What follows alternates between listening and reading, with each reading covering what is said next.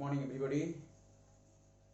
Today we shall start the interaction between two charged particles, which is called Coulomb's law. So today's discussion is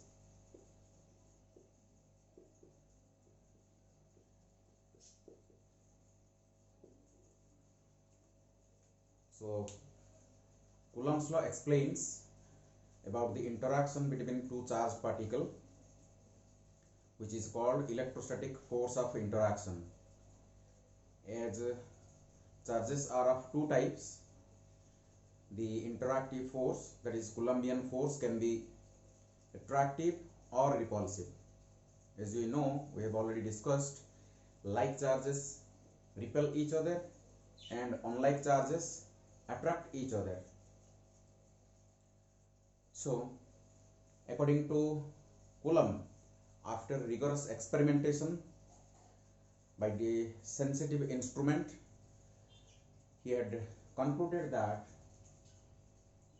the force of interaction between two charged particles, which is called electrostatic force, is directly proportional to the product of the magnitude of the charges, and it varies inversely as the square of the distance between them.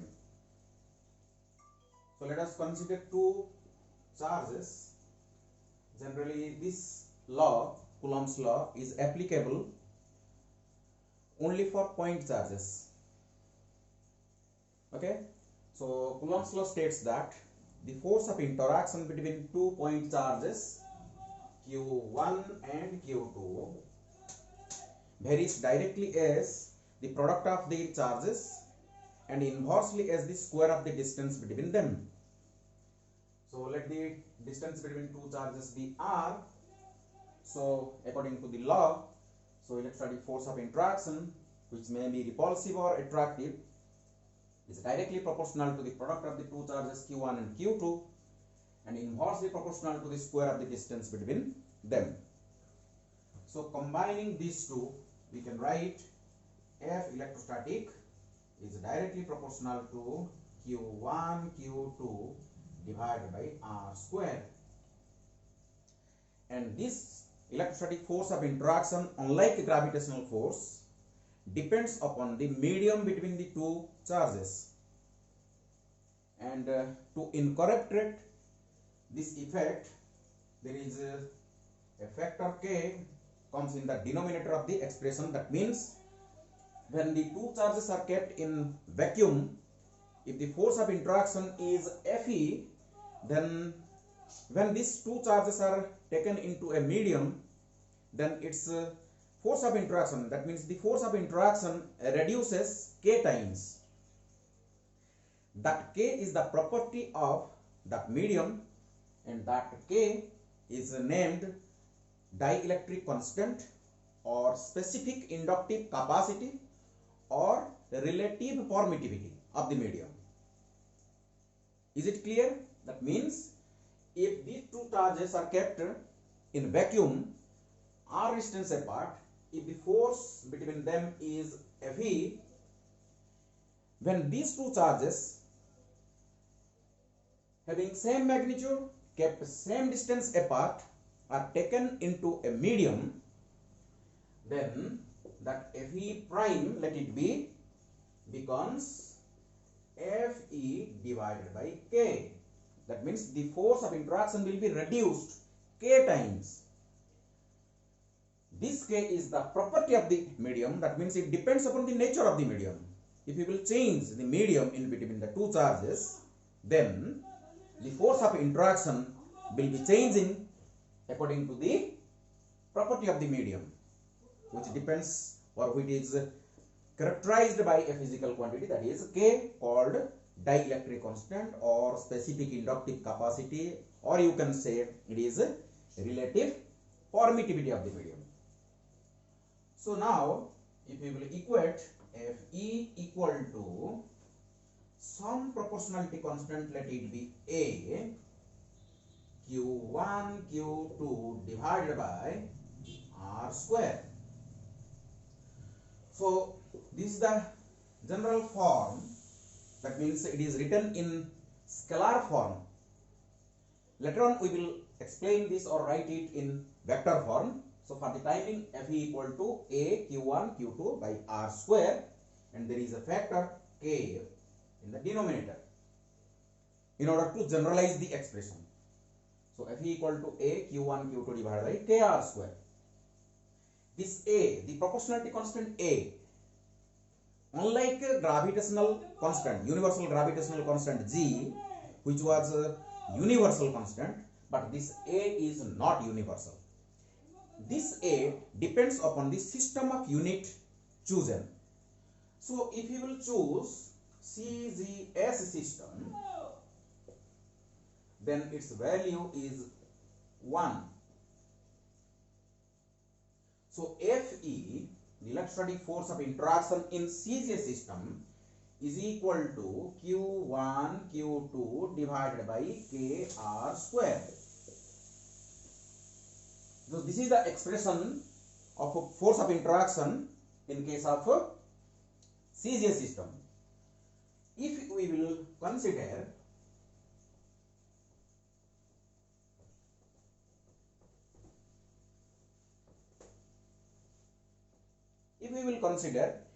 SI units, or before that MK system, in MK system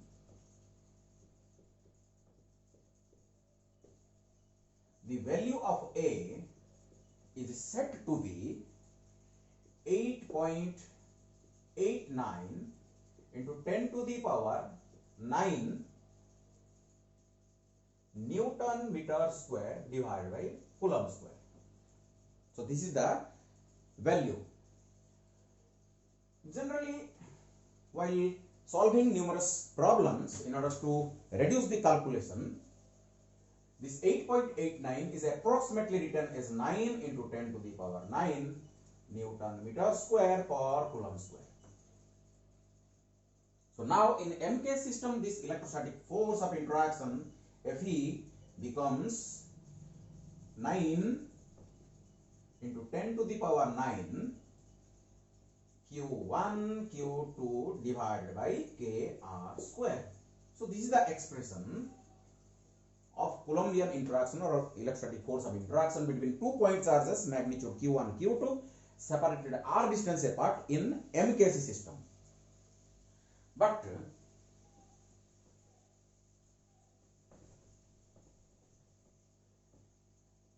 we all know the modern system of unit, which is International System of Units, that is SI units. This value, this constant, the proportionality constant A, is expressed in terms of another constant like this. A is replaced by 1 divided by 4 pi epsilon naught, and this epsilon naught is called the permittivity of the free space or permittivity of vacuum. Okay, so this is again the characteristics of this space.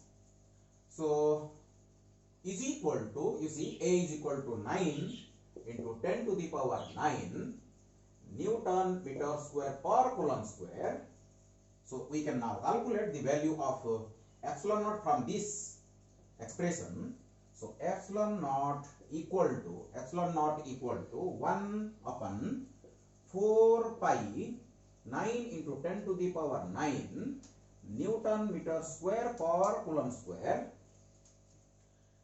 We can substitute 3.142 over here, and after calculation we will get epsilon naught is equal to 8.85419 into 10 to the power minus 12 Coulomb square divided by Newton meter square. This is the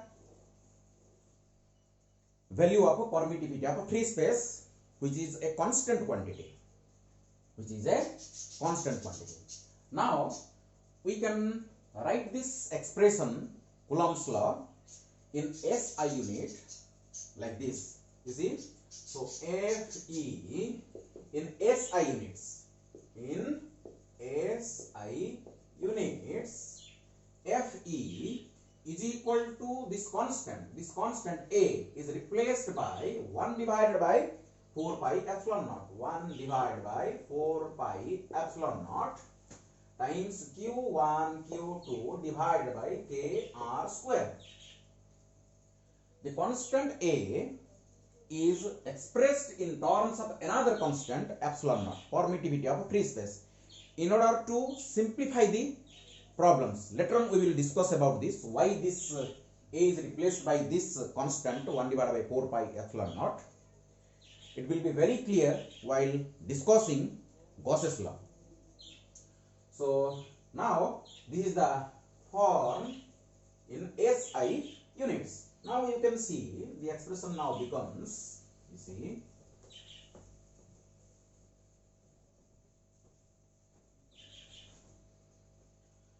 so now Fe in SI units is equal to 1 divided by 4 pi. This epsilon naught is a constant quantity. It is the permittivity of a free space.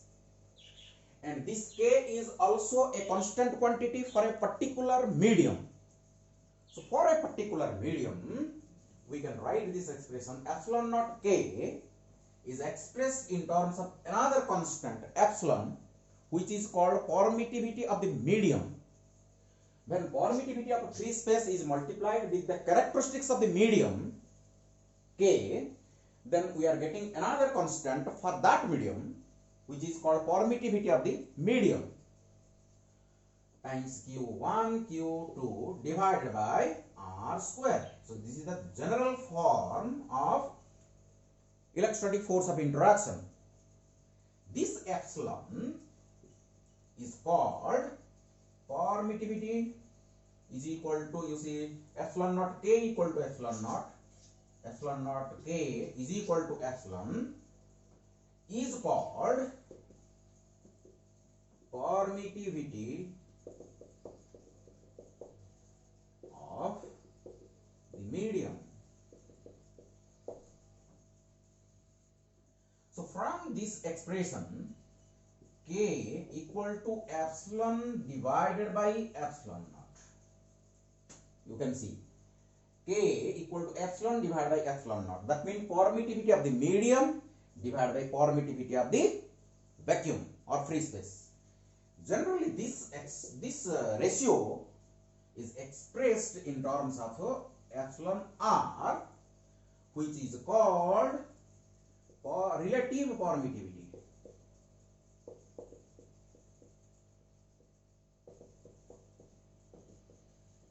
So this epsilon R is called relative permittivity.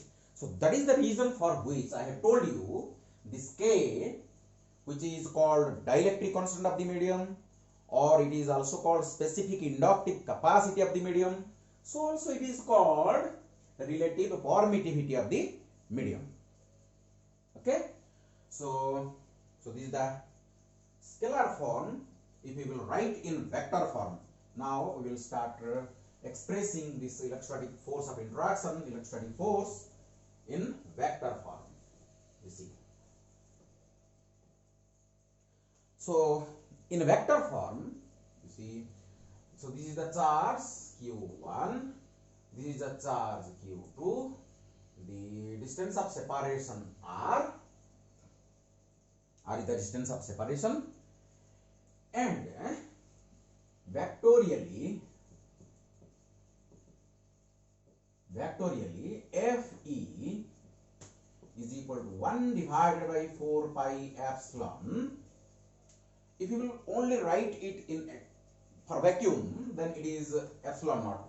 For vacuum K is equal to 1.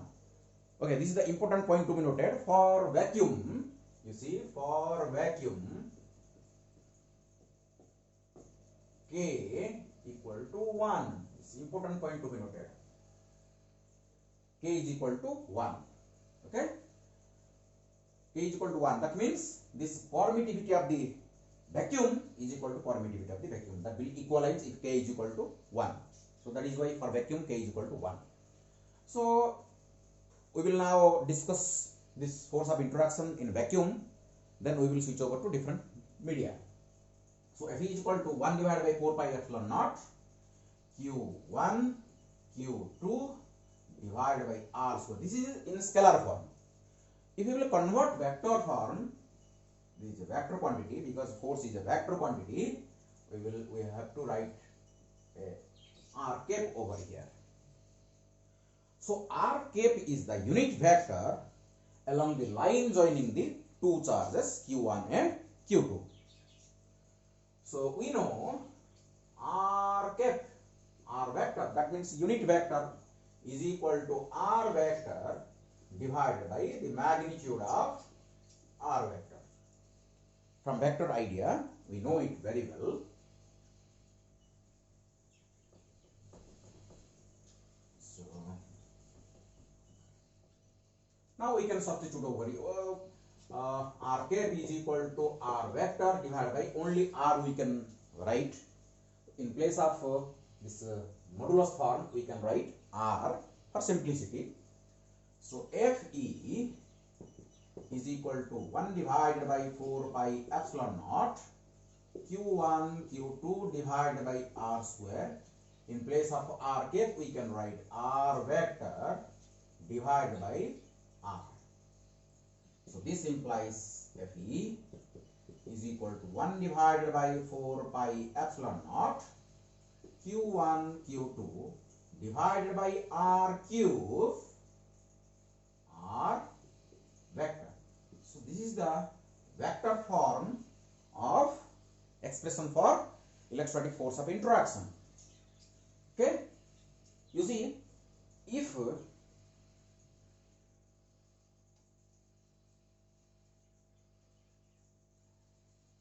eraser, see,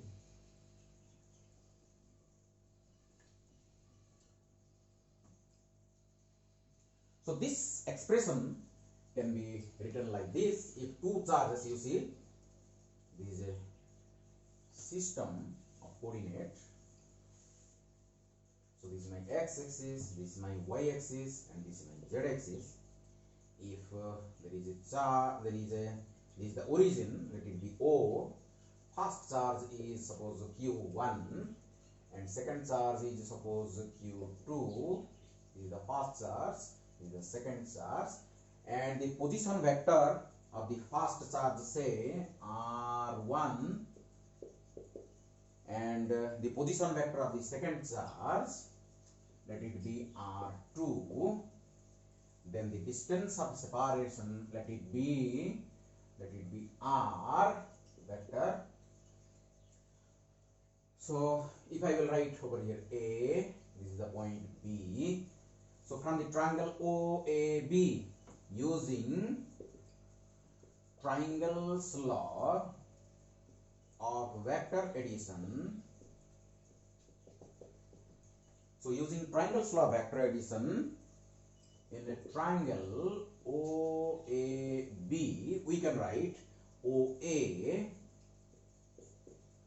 plus AB is equal to OB.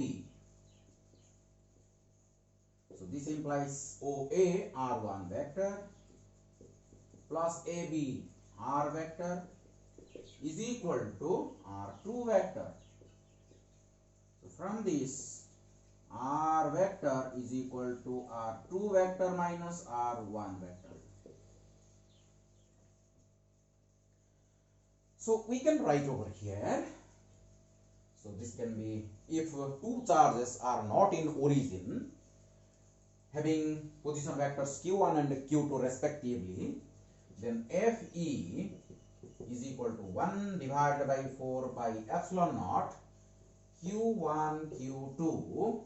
R vector can be written R2 vector minus R1 vector divided by magnitude of this vector. That means R2 minus R1 vector magnitude whole cube. So this is the expression. Okay. So this is about all about your Coulomb's law. This is all about your Coulomb's law, the force of interaction. And by using this expression, we will solve, in the next video we will solve numerous problems related to this Coulomb's law. Thank you all.